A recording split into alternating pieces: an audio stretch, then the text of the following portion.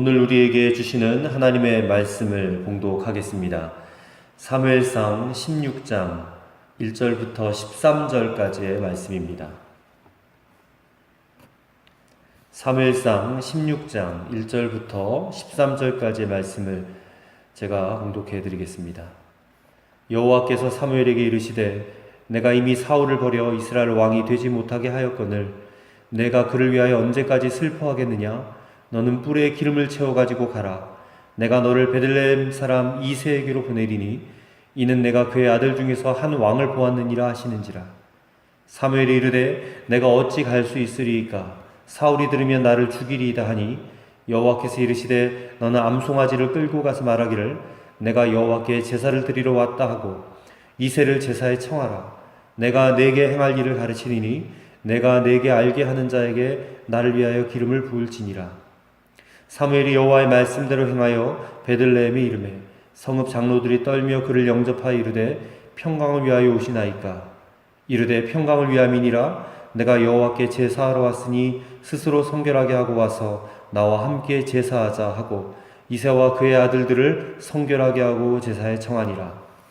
그들이 오매 사무엘이 엘리압을 보고 마음에 이르기를 여호와의 기름 부으실 자가 과연 주님 앞에 있도다 하였더니 여호와께서 사무엘에게 이르시되 그의 용모와 키를 보지 말라.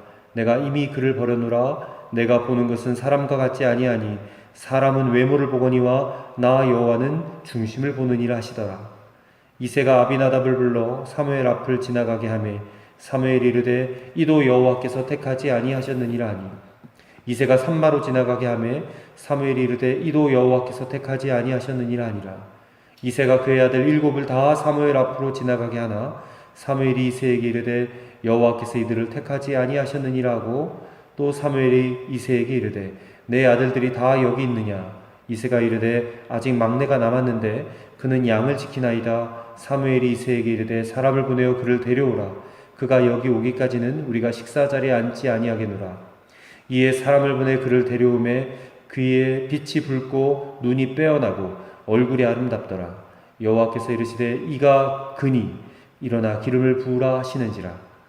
사무엘이 기름 뿔병을 가져다가 그의 형제 중에서 그에게 부었더니 이날 이후로 다윗이 여호와의 영에게 크게 감동되니라. 사무엘이 떠나서 라마로 가니라. 아멘.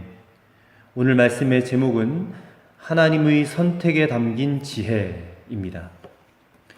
오늘 본문은 사울이 아직 왕으로 있을 때에 하나님께서 사무엘을 통해 새 왕이 될 사람으로 다윗을 택하시고 그에게 기름을 부으신 일을 전하고 있습니다. 하나님께서는 사울과 결별한 일로 슬픔에 잠겨있는 사무엘에게 이렇게 말씀하십니다. 1절입니다. 여호와께서 사무엘에게 이르시되 내가 이미 사울을 버려 이스라엘 왕이 되지 못하게 하였거늘 내가 그를 위하여 언제까지 슬퍼하겠느냐? 너는 뿔에 기름을 채워 가지고 가라. 내가 너를 베들레헴 사람 이새에게로 보내리니 이는 내가 그의 아들 중에서 한 왕을 보았느니라 하시는지라. 근데 이에 사무엘이 이렇게 대답을 합니다. 2절 말씀에 내가 어찌 갈 수 있으리이까? 사울이 들으면 나를 죽이리이다. 이렇게 말합니다. 하나님의 명령에 대한 사무엘의 반응, 이 반응 속에서 우리는 이스라엘 민족의 위대한 지도자였고 또 사울을 왕으로 세웠던 하나님의 사람 사무엘조차도 두려워할 만큼 이 사울 왕이 대단히 포악한 군주로 변해 있었음을 우리가 엿볼 수가 있습니다. 사실 사무엘의 본거지였던 라마에서 이새의 가족이 사는 베들레헴까지 가려면 사울이 거하는 기브아를 지나가야 했기 때문에 사무엘이 다른 왕을 세우려고 그리로 지나간다라는 소문이 들려지면 이게 참 위험하기 짝이 없는 일이었을 것입니다. 그러나 사무엘은 하나님께서 지시하시는 대로 제사 드리려고 가는 모양새를 갖추어서 암송아지를 끌고 베들레헴 이새의 집으로 향해 가는 것입니다. 베들레헴에 도착한 사무엘은 제사에 참석하라는 명분으로 이새로 하여금 그의 모든 아들들을 불러 자기 앞으로 나오게 합니다. 그리고 자기 나름대로의 잣대를 가지고 하나님께서 선택할 만한 인물을 마음에 그려봅니다. 하지만 웬일인지 하나님께서 다 거부하시는 겁니다. 여기서 우리는 사무엘 역시 우리와 같은 인간적 한계를 가지고 있었다는 사실을 볼 수가 있습니다. 물론 사무엘은 기도하는 사람이었습니다. 또 한 나라의 영적 지도자였습니다.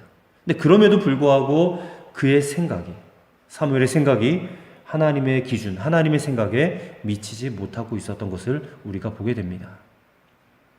오늘 이 말씀을 우리가 읽으면서 우리 역시 사람의 한계, 인간적 한계를 하나님 앞에 인정해야 될 것입니다. 그리고 하나님의 선택에 담긴 지혜를 우리가 배워야 할 것입니다. 그리하여 하나님의 선하시고 기뻐하시고 온전하신 뜻이 무엇인지를 분별하고 살 수 있어야 하겠습니다. 그래서 오늘은 하나님의 선택을 받은 다윗을 통하여 주시는 몇 가지 교훈을 생각하며 함께 은혜를 나누어 보고자 합니다.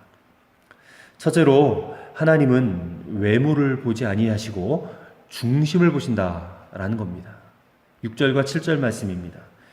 그들이 오매 사무엘이 엘리압을 보고 마음에 이르기를 여호와의 기름 부으실 자가 과연 주님 앞에 있도다 하였더니 여호와께서 사무엘에게 이르시되 그의 용모와 키를 보지 말라. 내가 이미 그를 버렸노라.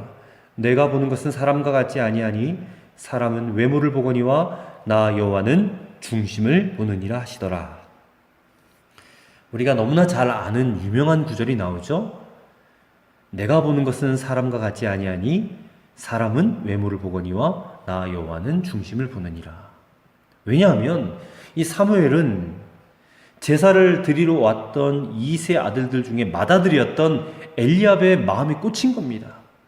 그 엘리압을 보고 그냥 한눈에 이 사람이 바로 하나님이 선택한 사람이구나 그렇게 생각을 했습니다. 왜 그랬을까요? 사무엘이 엘리압에 대해서 이렇게 생각을 하게 된 그 이유는 7절 말씀에 있는 것처럼 그의 외모와 또 신장 때문이었습니다. 그렇다면 사무엘이 왜 이 엘리압을 보고 하나님이 선택하신 사람이다라고 직관적으로 느끼게 되었을까요? 그것은 사무엘상 9장과 10장에서 사울이 왕으로 뽑힐 때를 생각해 보면 우리가 잘 알 수 있습니다. 사무엘상 9장 2절에 기스가 아들이 있었으니 그 이름은 사울이요 준수한 소년이라 이스라엘 자손 중에 그보다 더 준수한 자가 없고 키는 모든 백성보다 어깨 위는 더하더라 했고요.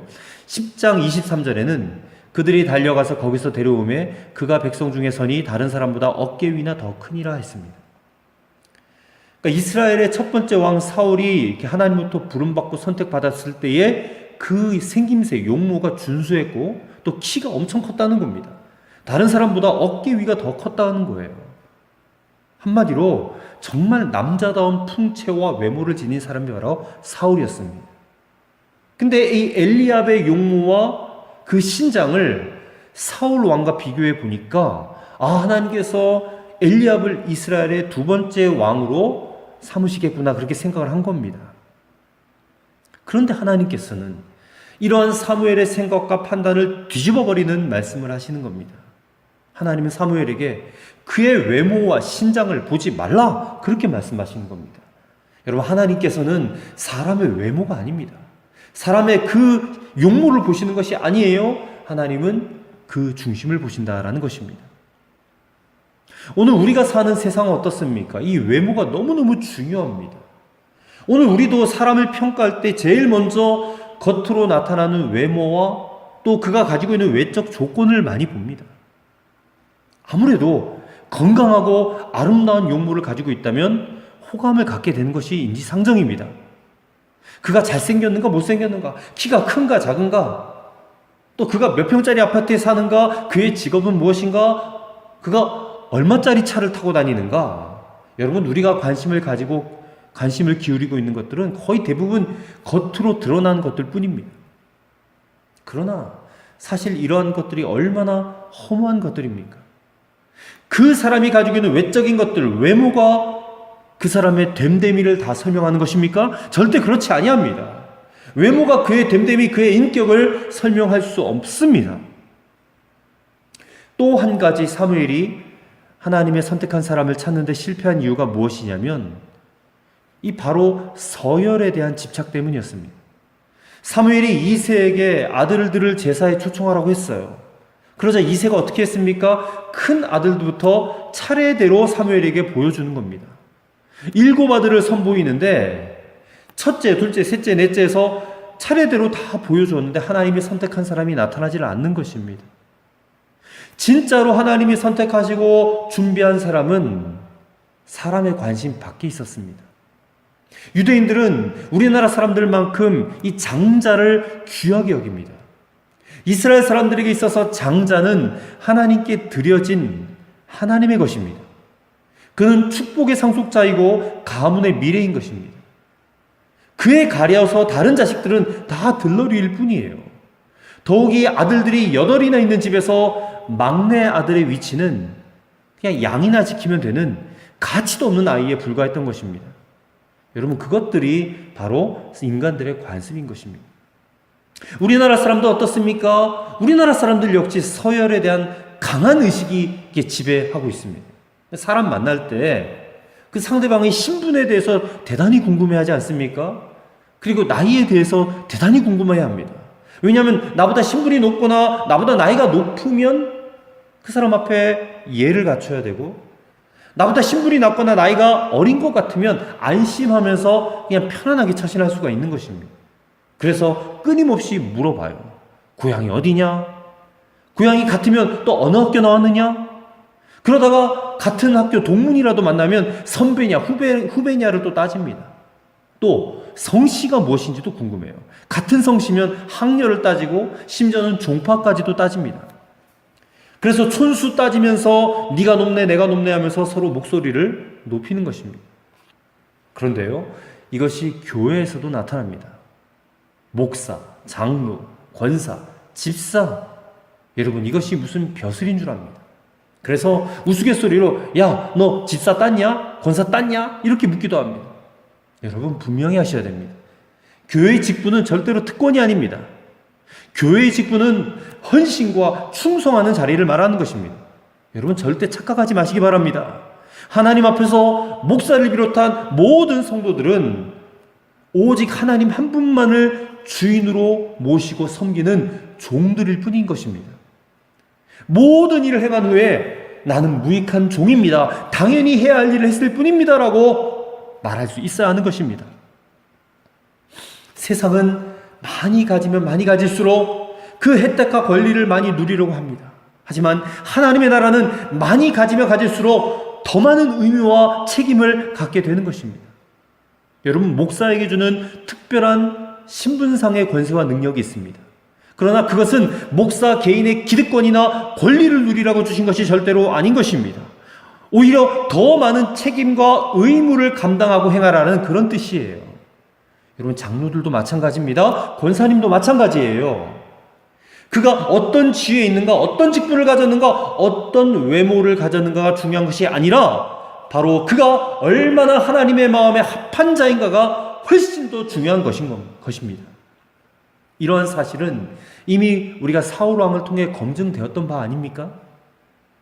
그래서 하나님은 이세 막내 아들인 다윗을 선택하여 기름을 부으심으로 이 외모와 서열을 중시하는 세속적 관습을 따라 형성된 사무엘의 선입견을 무참히 깨뜨리셨던 것입니다.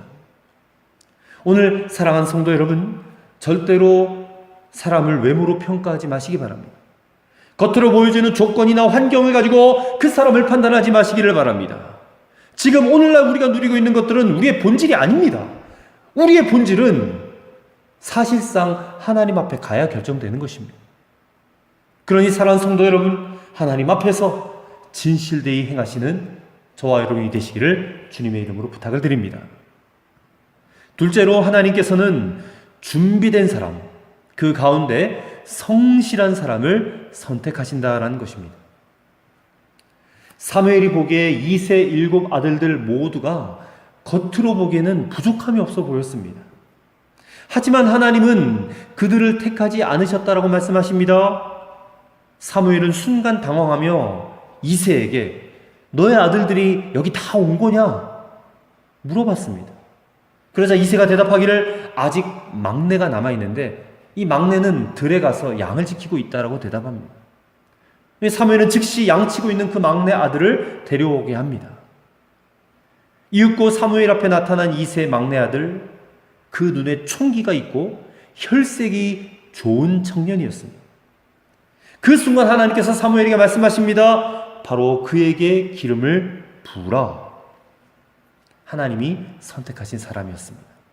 그가 바로 다윗이었습니다. 사람이 어느 누구도 전혀 예상치 못했던 인물, 그 아비 이새마저도 기대하지 않았던 막내 아들 다윗을 하나님은 선택하신 것입니다. 이새에게 있어서 막내 아들은 그냥 양을 지키면 되는 그런 아이에 불과할 뿐입니다. 그의 아버지나 형제들에게 전혀 중요하지 않았던 인물이 바로 다윗이었습니다. 그래서 12절까지는요, 다윗의 이름조차도 등장하지 않았습니다. 하지만 하나님은 바로 그 사람을 선택하신 것입니다. 12절의 말씀을 여러분 보십시오. 이에 사람을 보내어 그를 데려오매 그의 빛이 붉고 눈이 빼어나고 얼굴이 아름답더라.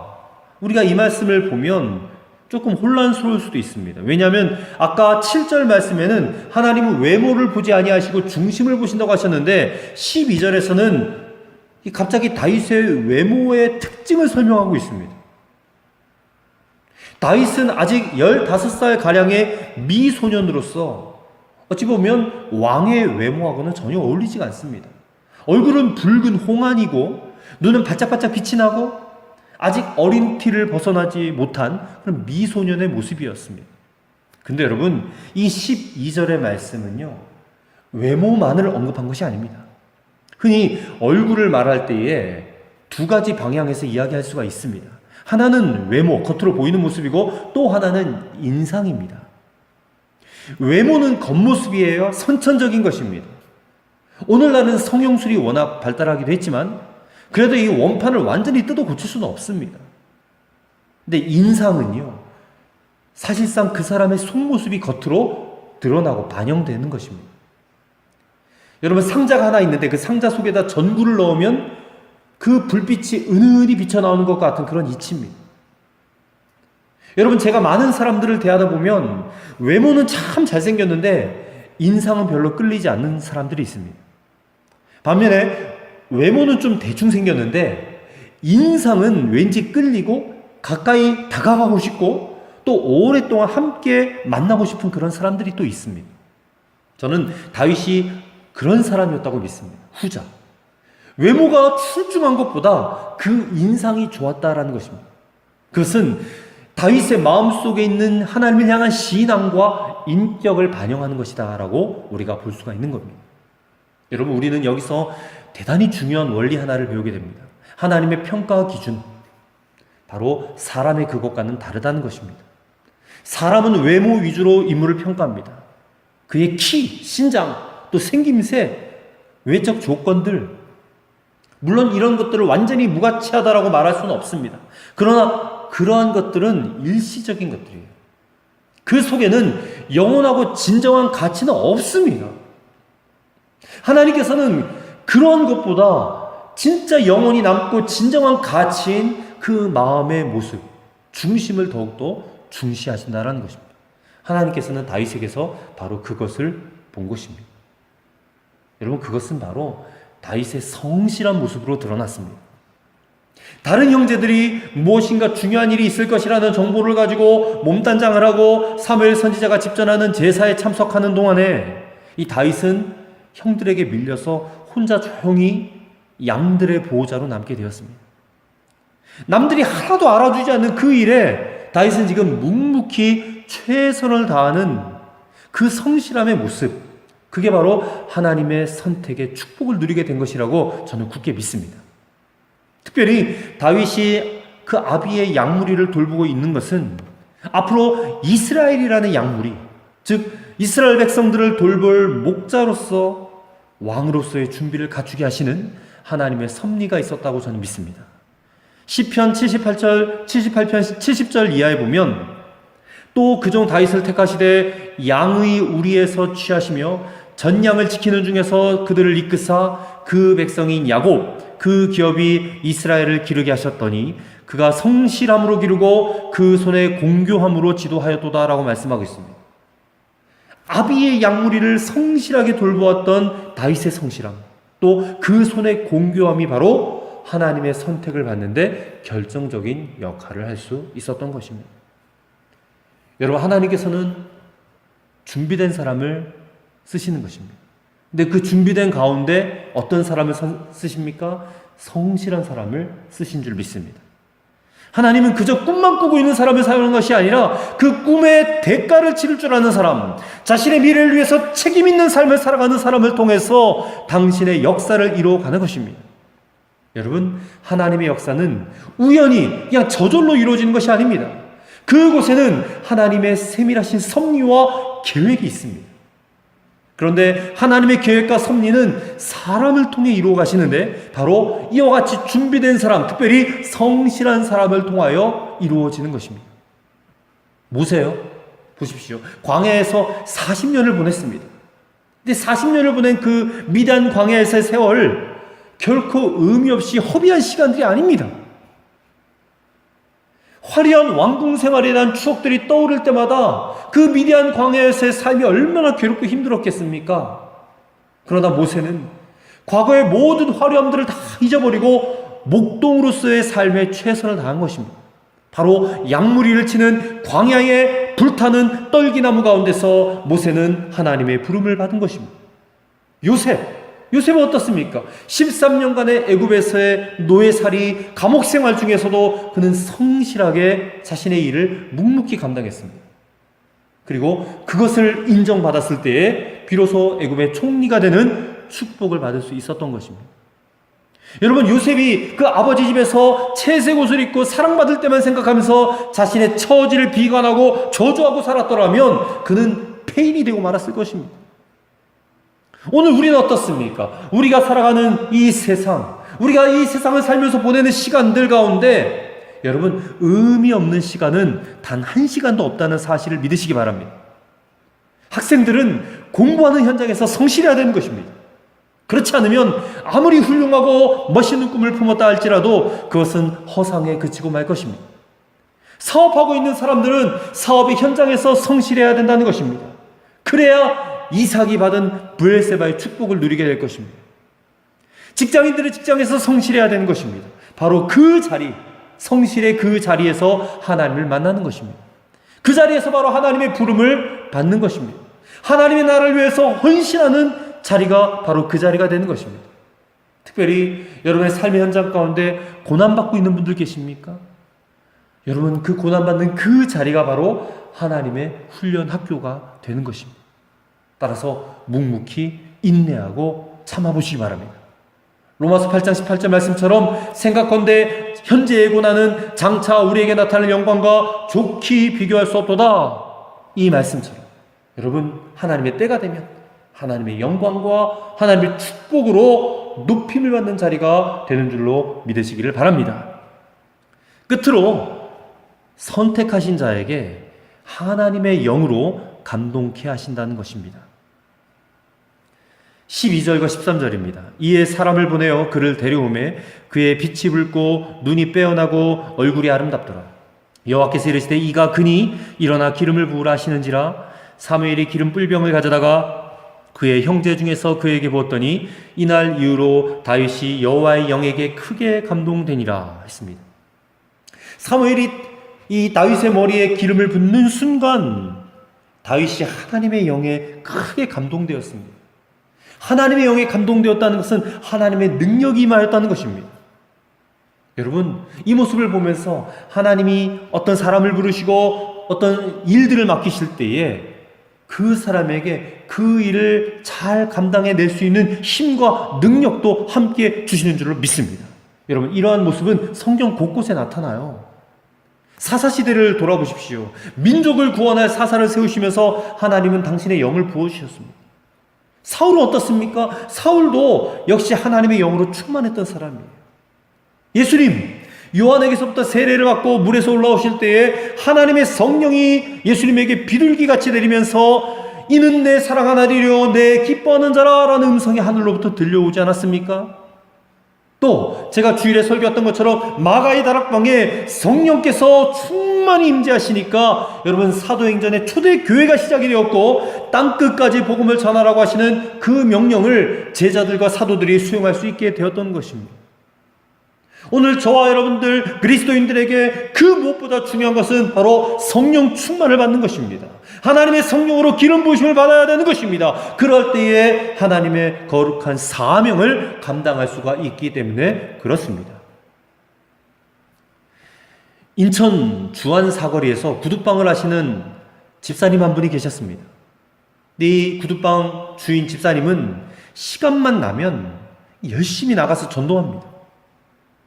뭐라고 말하면서 전도한지 아십니까? 여러분, 구두는 안 사도 좋으니까 내 전도지를 받으세요. 근데 그 전도지에 다음과 같은 문구를 써서 이렇게 나눠줬습니다. 이 전도지를 받고 주안 장로교회 가서 예배드리고 도장 하나만 받아오면 5만 원짜리 구두 한 켤레를 무료로 드리겠습니다. 이걸 그냥 막 뿌렸습니다. 그랬더니 지나가던 사람들이 전부 그 소문을 듣고 주안 장로교회에 가서 예배드리고 도장을 받아왔다고 합니다. 그러면 이 집사님은 5만 원짜리 구두를 진짜로 하나씩 다 나눠줬다는 거예요. 그렇게 해서 이분이 전도한 사람이요, 1년에 2,880명, 거의 3,000명 가까이 전도를 했습니다.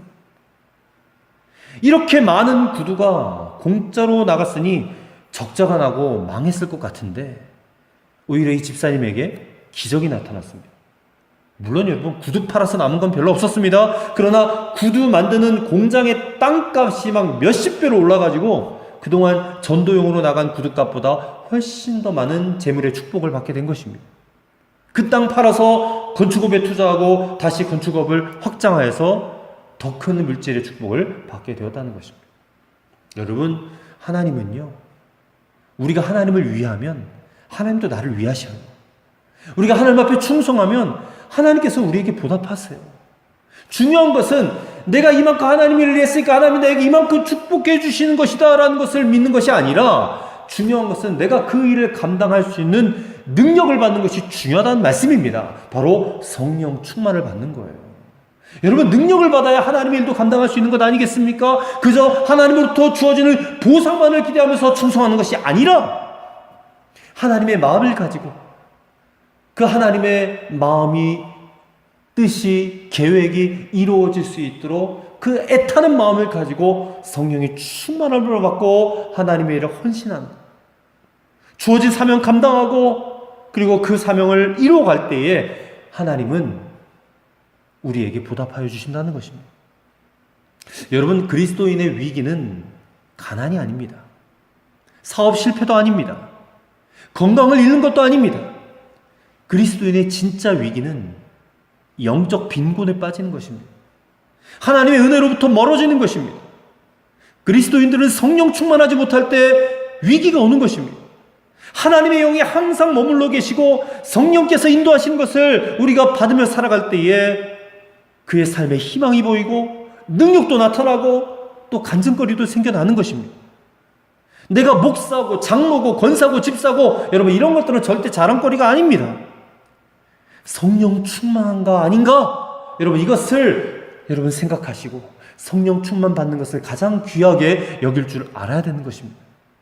그러므로 스스로 우리의 삶을 진단하면서 성령 충만하기를 항상 구해야 될 것입니다. 그래서 성령 충만 받은 사람이 정말로 직분을 받은 사람이고, 그 사람은 하나님 앞에서 반드시 충성하게 되어 있는 것입니다. 그리고 충성하면 하나님께서 그 삶을 인정하시고 기억하시고 그리고 축복하신다는 겁니다.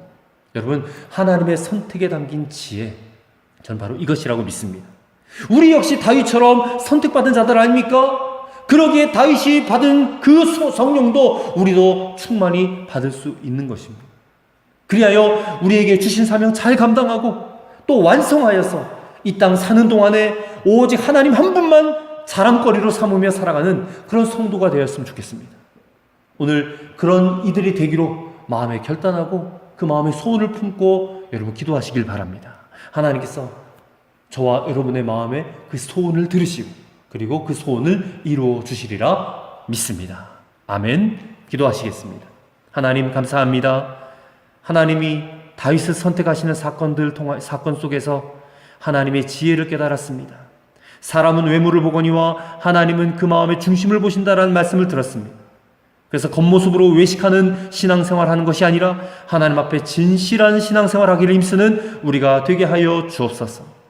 아무도 보지 않고 인정해 주지 않는 일들을 성실하게 감당했던 다윗처럼 오늘 우리도 신앙 인격이 훌륭하여 그렇게 하나님 앞에 쓰임받고 선택받는 자들이 될 수 있도록 도와 주옵소서. 꿈의 대가를 치를 줄 아는 사람 되게 하시고 자신의 미래를 위하여 책임 있는 삶을 살아가는 우리가 되게 하여 주시옵소서. 하나님의 영으로 감동된 다윗처럼 우리도 성령의 충만함을 받아 하나님께 충성하는 성도의 삶을 감당하여 하나님이 주시는 축복을 받게 하여 주시옵소서. 우리 구주 예수 그리스도 이름으로 기도하옵나이다. 아멘.